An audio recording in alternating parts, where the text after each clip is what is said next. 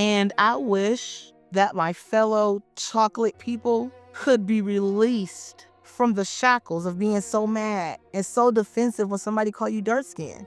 I done been in groups with women that's the same color as me, and when I be like, we the same color, they be like, no, the fuck we not. We not. I'm brown. I'm honey brown. I'm light tan. Like, bitch, you are chocolate. You're dark skinned. Who cares?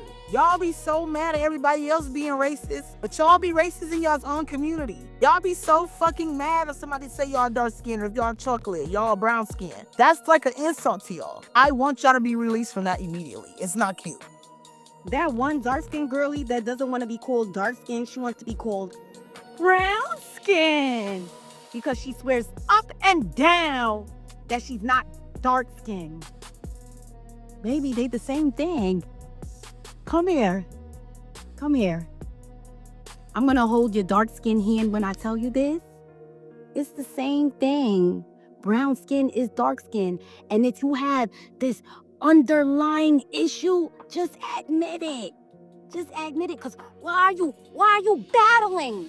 Why are you battling to prove that you're not dark skinned when you are? Why is it a battle? Why is it a battle? You want to battle so bad. Doesn't have to be a battle, baby. Accept it. It's giving self-hate. It's getting self-hate. I wouldn't give a fuck if somebody called me dark skin or brown skin. I don't give a fuck. I'm chocolate. I love it. I'm dark. I'm chocolate. I'm brown. I'm sexy. What the fuck? That's what you bitches need to tell yourselves when y'all look in the mirror. Not that you're fucking, I'm caramel. I'm not dark skin. I'm brown skin. I'm not dark skin. Like, it's okay. It's okay to be dark skin. Like, I promise you. I promise you. It's just, it's annoying. It's really annoying. You hate yourself, don't you? Aww. So I've been doing a bit of a deep dive lately into colorism and specifically how Black women react to it or interact with it. And it's been really revealing to me because what it's showing me is that there are a lot of Black women, I believe, who still have very internalized, just racial views about who they are, about their beauty, about their identity. And it shows with the way Black women argue over colorism, features, and texturism, the way Black women argue and beef with other Black women if they believe that some are more privileged than them based upon the color of their skin or their features or their hair or whatever. Like, it's just an ongoing cycle. And really what it reveals is just that there are a lot of women who still are very just traumatized by who they are. Like, they don't believe that the way that they are is good. They feel lesser than, and they will point to their Blackness as a reason that they feel lesser than, whether it be their skin tone, whether it be the texture of their hair. In this particular instance, these, beautiful dark skinned women are calling out dark skin being the way or the reason that dark skin being the thing that so many Black women who actually are dark don't want to identify as. And it's because there's still very much this negative connotation that being dark or being darker skinned is beautiful, lesser than, will never ever measure up.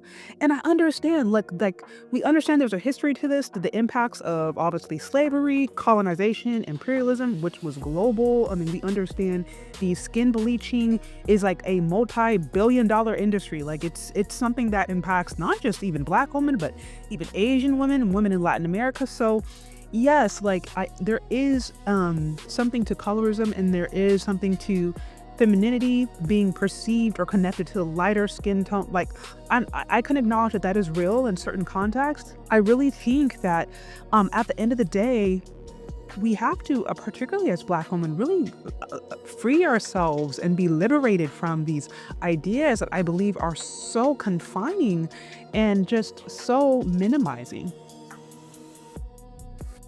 And it's quite simple. If you base your value exclusively off of how you look or exclusively off of your ability to have status or not have status, you're always going to be empty. There's always going to be something that you're not happy about. Even if you think of some of the most successful women out there, right?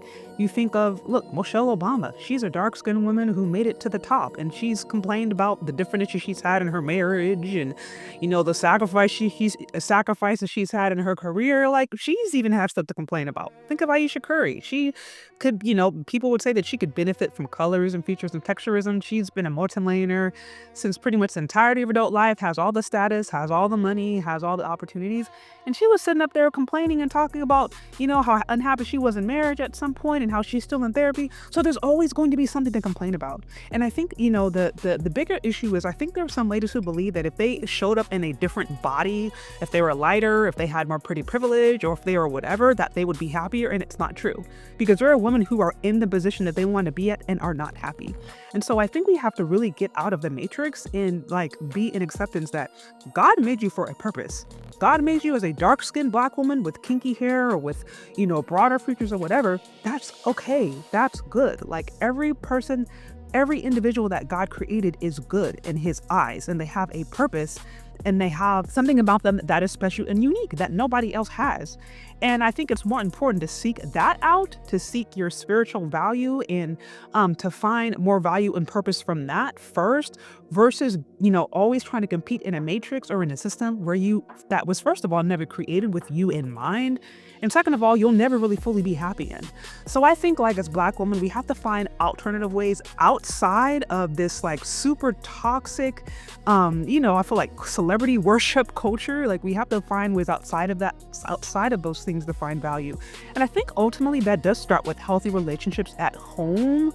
Whether it be your parents, your immediate community, having healthy relationships, understanding your history, understanding what's good about where you came from. I think one of the challenges African Americans have is that, we've learned so much about slavery, but we haven't learned so much about the other things, the inventions, the success stories, just the broadness of Black history that is beautiful and vibrant and very empowering. And I think sometimes just that lack of understanding there can keep people in the slave mindset. And then ultimately, of course, having a strong spiritual identity is key. That is crucial. Cultivating that, recognizing that, your value as a woman is way beyond how you show up in the world, right? And I think being an acceptance of who you are and finding value in who you are, I think that actually, to a certain extent, can actually make you look better, or you can show up better, because when a woman is at peace with herself, and when she is confident in who she is, then that can actually exude physically.